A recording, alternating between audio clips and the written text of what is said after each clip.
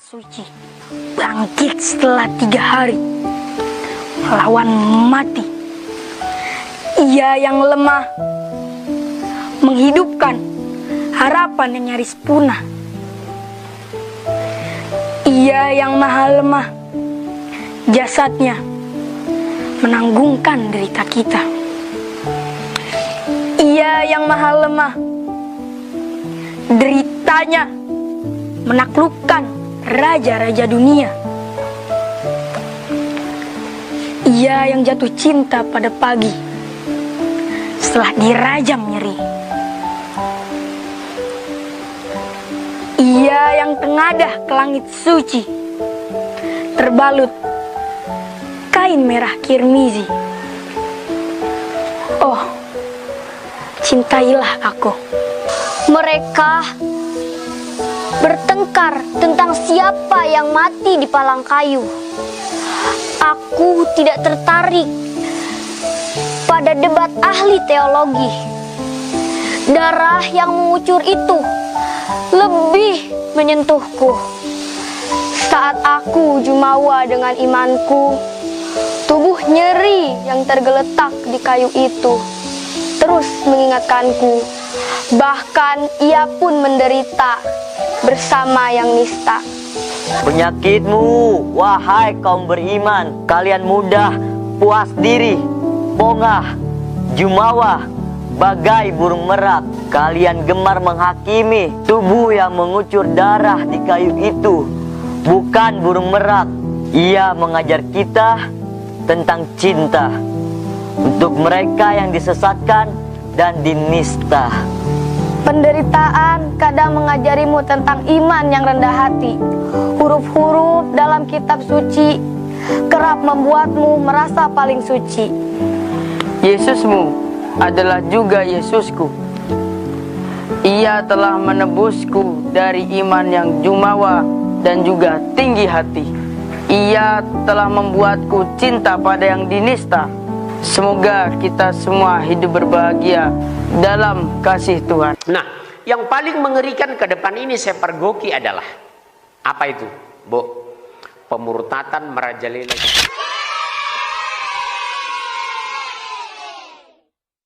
Maaf ya, Ma, saya sudah Kristen.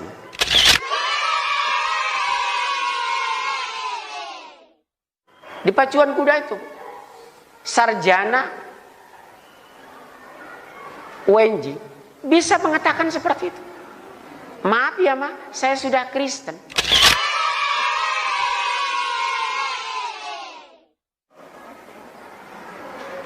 Kenapa sampai terjadi seperti ini? Kondisi akidah kita lemah. Matius, Ibu bawa kitabnya? Pasal 28 ayat 19. Ini mereka jadikan amanat agung Yesus Kristus. Karena itu, pergilah kamu ke semua bangsa, jadikan mereka menjadi muridku, dan baptislah mereka atas nama Bapa, Anak, dan Roh Kudus. Amin. Haleluya.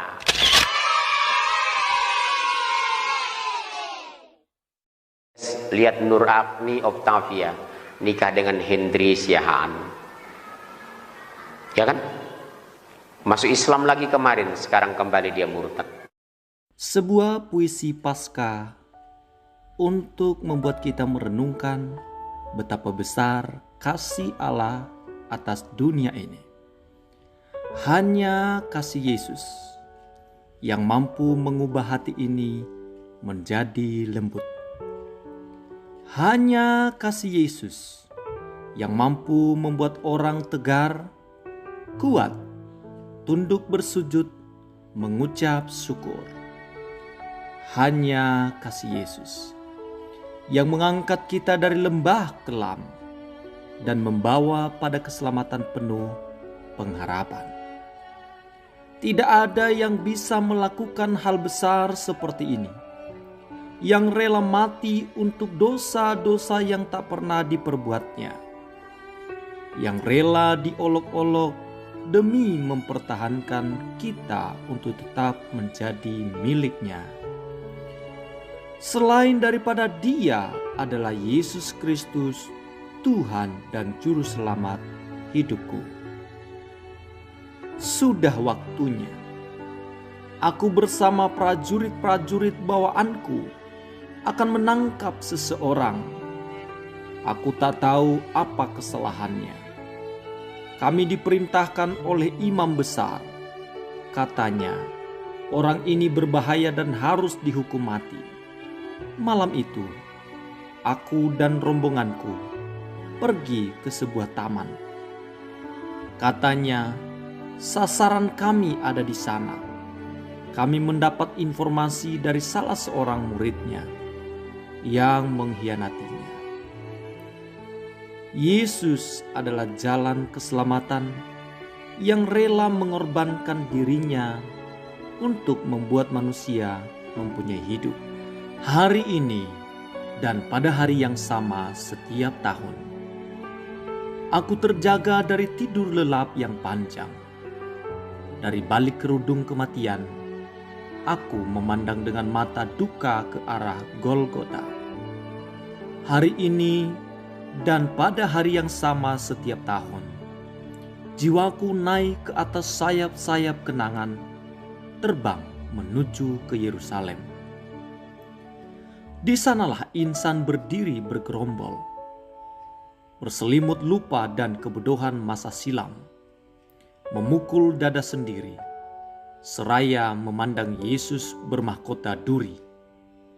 Hari ini, di tengah praha bukit Golgota, di antara gerombolan insan yang lupa, kulihat berjajar wajah-wajah dosa, wajah tetangga-tetangga, dan masyarakat Indonesia yang belum menerima Dia sebagai Tuhan dan Juru Selamat di dalam kehidupan mereka.